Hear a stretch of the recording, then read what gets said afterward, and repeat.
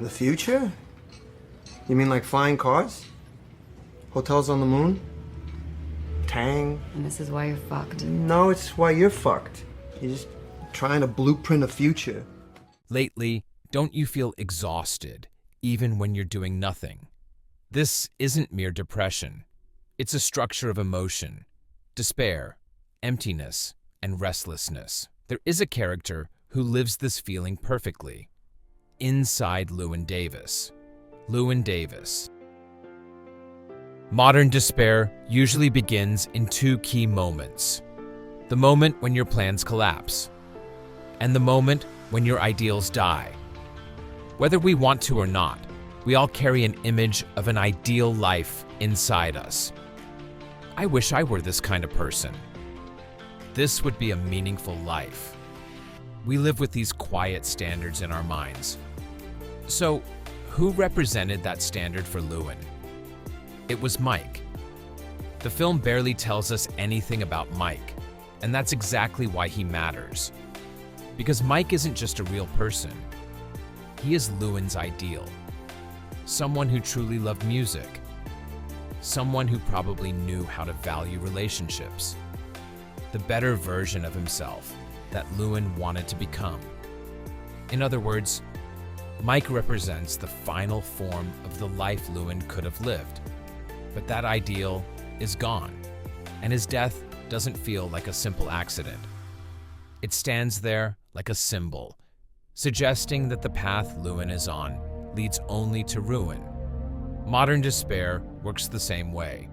As the philosopher Schopenhauer once said, the moment a person loses what they desire, existence itself grows dark.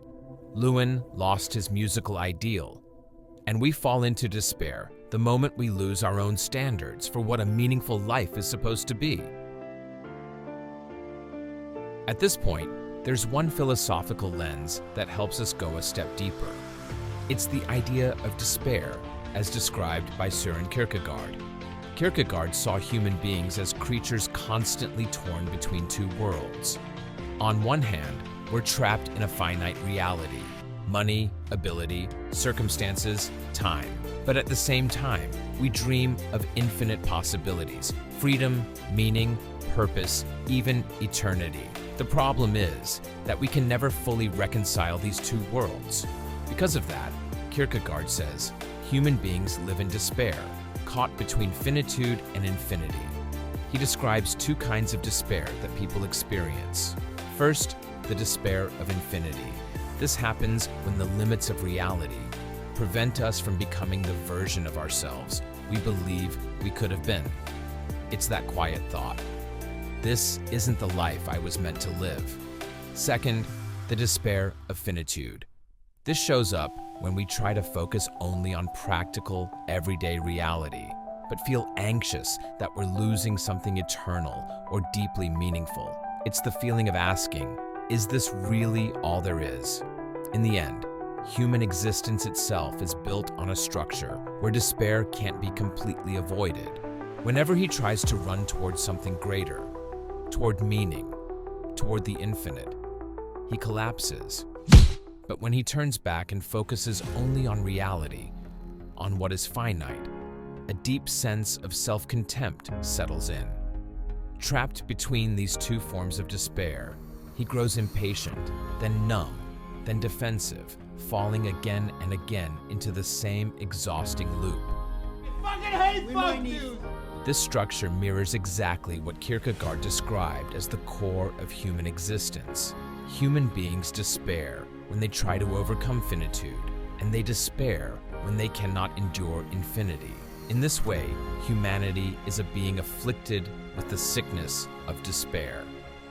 The reason Lewin keeps returning to the same place, repeating the same mistakes, and circling through the same emotional patterns is not coincidence. It is because he is completely caught within this existential structure of despair and cannot yet find a way out. After despair passes, what remains is emptiness. Lewin keeps making music, but he no longer finds any joy in it. The reason is simple. The time when he truly loved music was the time he shared it with Mike. the time when his ideals were still alive. The moment Mike died, the meaning of music died with him. So Lewin continues to do music, but he is no longer living it. This looks uncannily like the condition of modern people. Those who keep studying a major they no longer love. Those who stay in a job they do not care for. Those who cannot leave a relationship whose meaning has already disappeared. What they feel in this state is not sadness and not anger either. It is just an overwhelming sense of emptiness. Sartre described this condition this way: existence is a body standing on empty space. That expression on Lewin's face as he sings on stage captures it perfectly. All around this world. A person is present, but the soul is absent. Emptiness is an intensely uncomfortable state. When the heart feels empty, thoughts begin to swell. And when thoughts grow unchecked, anxiety follows close behind. So instinctively, people become restless, desperate to fill the void. Why does Lewin act so impulsively? Why does he keep repeating self-destructive behaviors? He lashes out at everyone. He keeps making choices he will regret. He moves again and again in directions that bring him no benefit at all. It's not because he is foolish. He is someone who cannot bear emptiness, and so he keeps himself in motion. And we are not so different.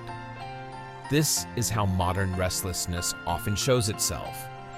Constantly scrolling through our phones to fill time, consuming content that carries no real meaning, feeling momentarily calmer only when we are doing something, and growing anxious the moment we are forced to be still.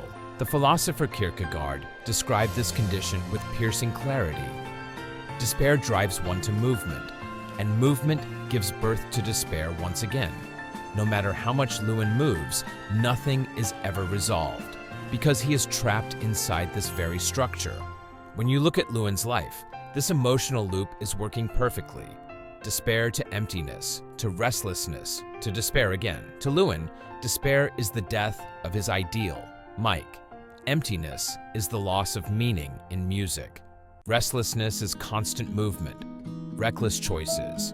Despair again is every choice ends in failure. And then the cycle repeats. This loop mirrors our own emotional lives almost exactly. Despair about the future, emptiness in the middle of everyday life, restlessness that tries to fill anxiety, mistakes born out of that restlessness, and a despair that only grows deeper. The reason this film feels so heavy is not because Lewin is an exceptionally tragic figure.